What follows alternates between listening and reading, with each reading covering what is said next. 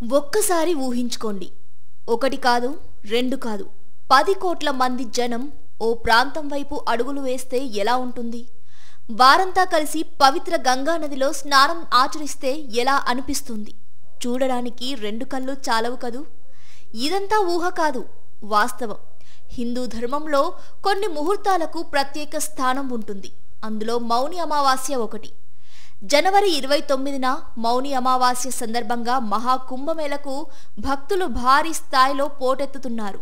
ఏకంగా 10 కోట్ల మంది ఆ ఒక్కరోజే గంగానదిలో స్నానం ఆచరిస్తారని యూపీ ప్రభుత్వం అంచనా వేస్తోంది.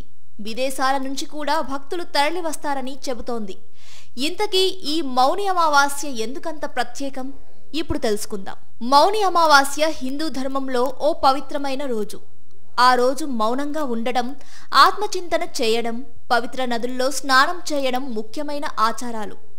మౌనంగా ఉండడం ద్వారా మనసు శాంతి పొందుతుందని, ఆధ్యాత్మిక శక్తి పెరుగుతుందని నమ్మకం.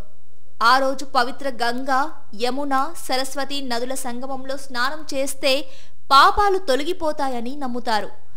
ఆ రోజు చేసిన తపస్సు, ధ్యానం, జపం ద్వారా విశేషమైన ఫలితం పొందవచ్చని భక్తుల విశ్వాసం.